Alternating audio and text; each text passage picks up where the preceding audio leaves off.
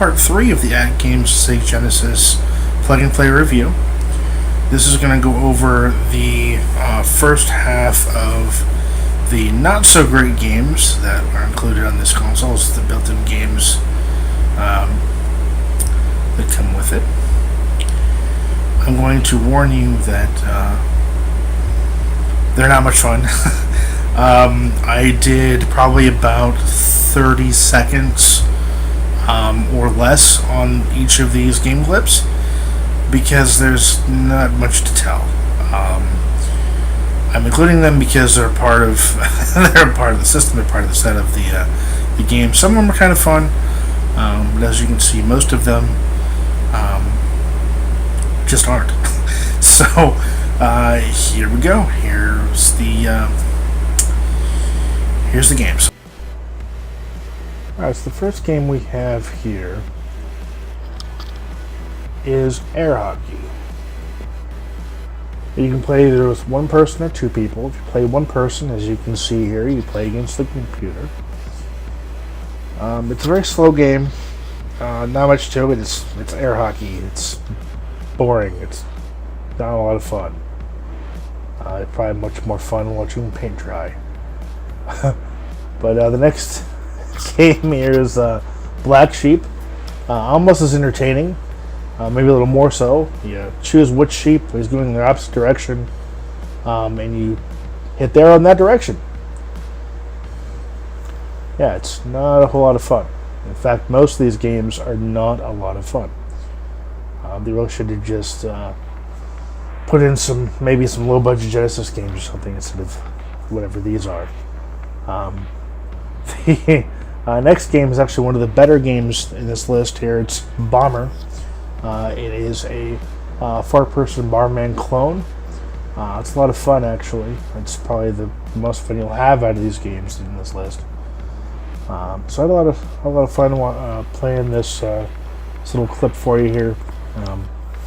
Much more fun with more than one person, obviously, because the AI is not all that great. But overall, decent game.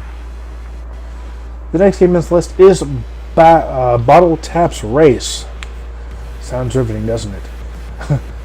It is essentially shuffleboard with different colored circles, and you have to wait for each computer component to take their turn. There's no skipping your opponent's turn. It's just waiting for each person to take their turn. Not much fun at all. Next game on this list is Brain Switch. From what I can tell, you have to determine whether or not they're both even and a vowel and hit yes or no. It took me a while to figure it out, but I eventually did, and it gets worse. As you can see, there's nothing to tell you. What is it? You just have to guess. Yeah. Dumb. Next game we have here is Bulls and Cows. Try to determine the hidden combination. There's no repeat digits. A represents number of digits. Yada yada yada. So pretty much you're guessing at this game.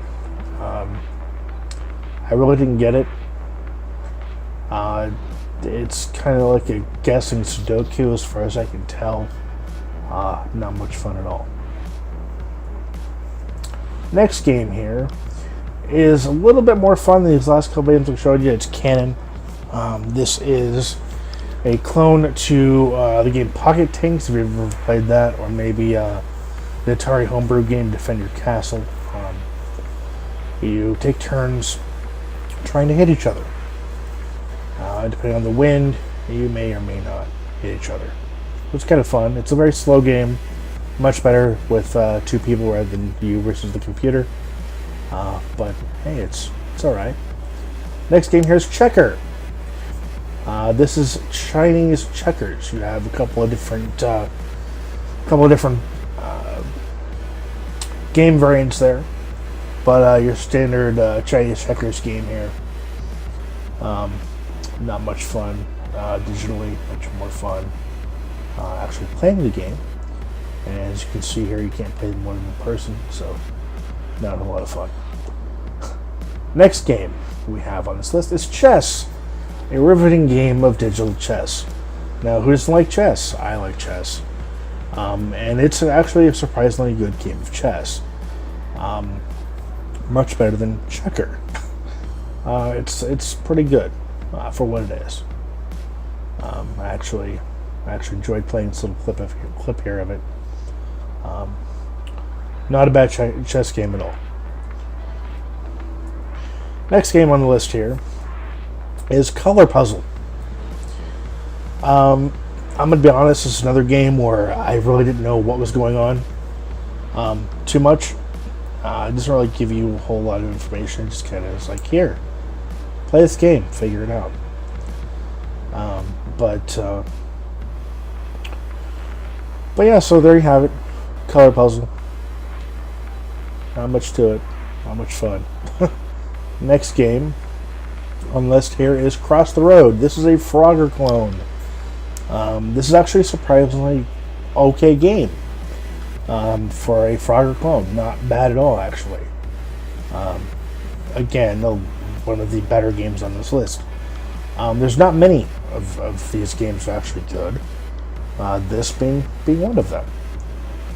So there's that. The next game on this list is Curling 2010. This has nothing to do with curling. This is chucking balls at your opponent and trying to get all the balls on their side. And you can hit them to stun them, but as you can see, it's nearly impossible. This game is not fun. But yeah, there you have it. Curling 2010. The next game on this list is Dominant Color. This game reminds me of Super Collapse, kind of in a way, only simpler, where you just choose whatever the dominant color is.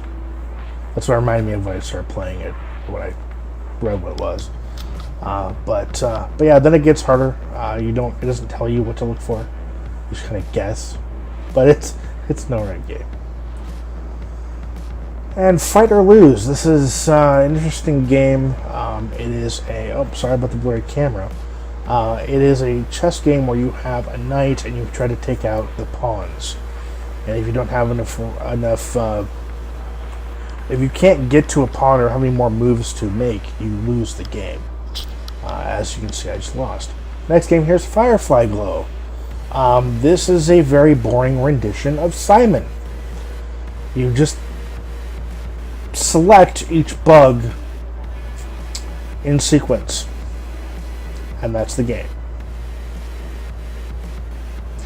The next game here is Fish Story. This is a generic take on Feeding Frenzy. So not a bad game for what it is, being a clone. Another one of those games that are okay for a couple minutes. Not one of those games just completely nauseating to play. But there you have it, Feeding Frenzy. So not a bad game there. Well, Fish Story, excuse me. The next game on the list here is Flash Memory. This game you have to select the numbers in order. You're given the numbers, they're covered with stars, and you choose them in order. As you can see there, not much to it. The next game on the list here is Formula Challenge. This game is a math game. You have to choose if the numbers are either greater than, less than, or equal to each other. Not much fun either. Next game here is Hexagonos. I think is how it's spelled or how it's pronounced. This is essentially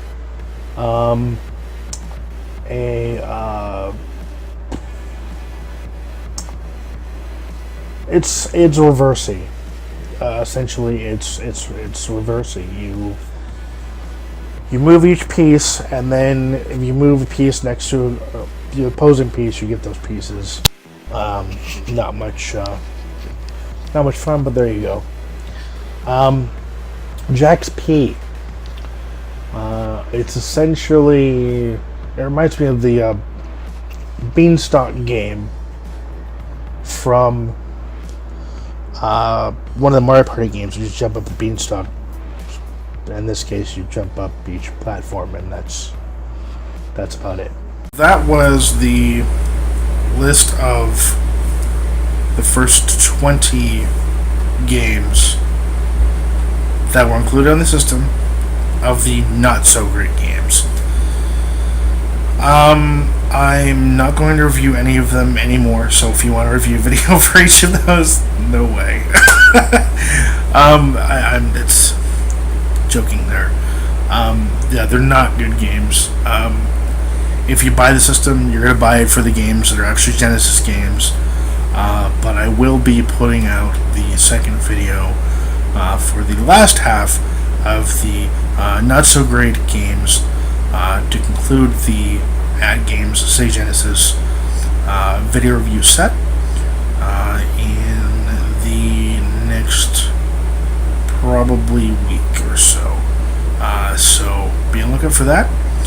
Until then, if you like the video, if you like any of the content you see here on my channel, please go ahead and give a thumbs up, give a like to these videos, subscribe, share the content, and please leave some comments down below on stuff you'd like to see in future videos, and take care.